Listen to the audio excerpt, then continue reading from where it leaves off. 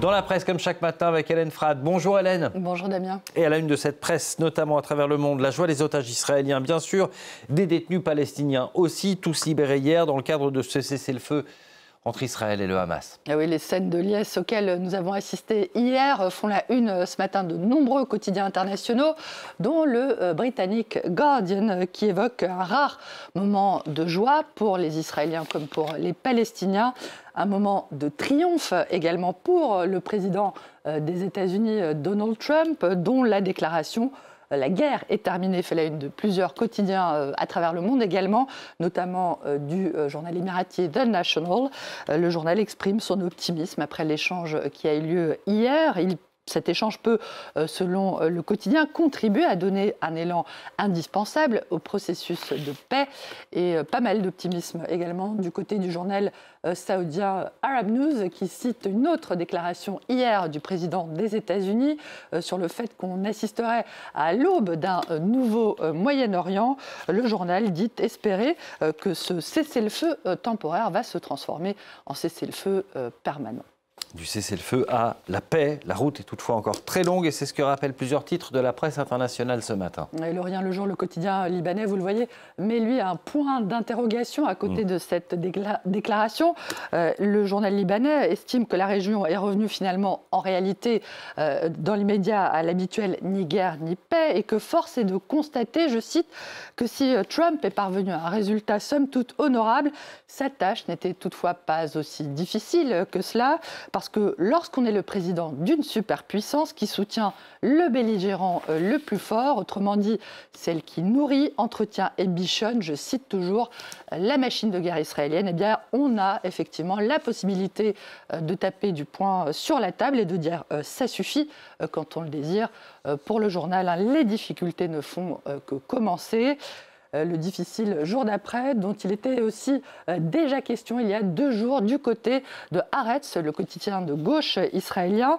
Il prévenait déjà, avant la libération des otages et des prisonniers, que si la guerre était effectivement terminée, alors il était temps de mettre en place une commission d'enquête sur les attaques du 7 octobre, faute de quoi, je cite, il sera impossible d'aborder précisément le chapitre suivant.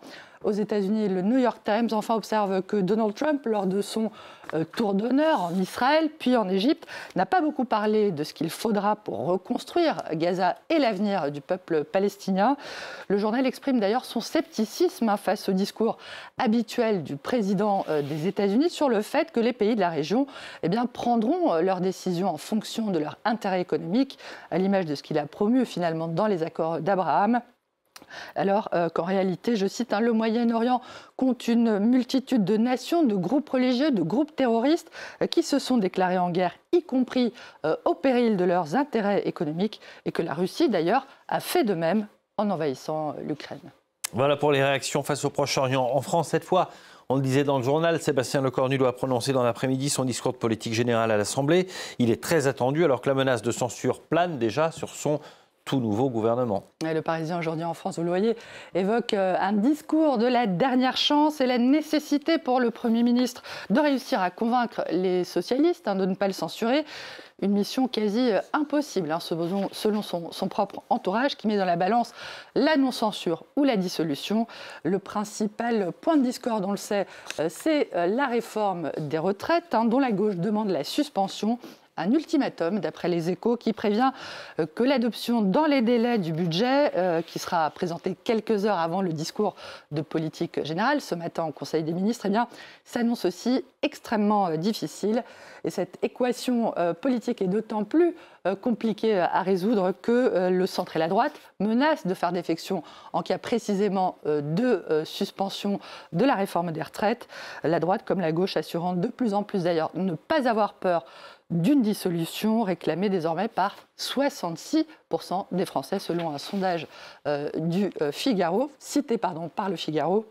Et la déclaration, hier, on l'a entendu, d'Emmanuel Macron depuis l'Égypte sur le fait que les forces politiques qui n'acceptent pas ces choix sont les seuls responsables du désordre, je le cite, risque de ne pas beaucoup apaiser les esprits. Elle sert en tout cas le site d'info Mediapart qui juge le président, je cite, incapable de la moindre remise en question. Le site d'info l'accuse de continuer finalement à asséner ses leçons dans l'espoir de se dédouaner du pire en préparation. Entendez bien évidemment une victoire du RN en cas de législative. Allez, rien de tel qu'un peu de foot pour se détendre, se changer les idées, quoique après leur match nul 2-0 hier soir en Islande, les Bleus ont échoué à décrocher leur billet pour le mondial. Et oui, d'après l'équipe des Bleus, fébrile et terne sanction. L'Amérique attendra. Le journal précise que les hommes de Didier Deschamps devront patienter jusqu'au 13 novembre prochain lors de leur rencontre contre l'Ukraine pour espérer valider leur billet, leur participation pour la prochaine Coupe du Monde sur le continent américain. Pour eux, en revanche, c'est fait et c'est la belle histoire de cette phase qualificative pour le Mondial 2026. Hier, les requins bleus du Cap-Vert ont dominé les Eswatini sur un score absolument indiscutable, 3-0. Ils se sont qualifiés donc pour 2026 et c'est une première pour ce petit archipel de l'Atlantique. Évidemment, la presse nationale exulte, notamment l'hebdo Nassau, qui dit qu'il n'y a tout simplement pas de mots pour décrire l'atmosphère dans le pays. Les requins bleus ont d'ailleurs marqué cette victoire, ont réalisé une victoire qui intervient au moment des 50 ans de l'indépendance du Cap-Vert. La fierté du Cap-Vert est à son comble, les gens pleurent de joie. Le Cap-Vert, hélas, s'enflamme les dos. Avec cet exploit, le Cap-Vert entre dans l'histoire du football africain et mondial, transformant le rêve d'une génération en réalité. Salut de son côté Upéich, le pays. Voilà, les étoiles qu'on voit, ce n'est pas celles qui sont sur le maillot, ils ne sont pas champions du monde, c'est surtout celles du drapeau capverdien. On verra pour un titre, mais en tout cas bravo. Merci beaucoup Hélène pour cette revue de presse.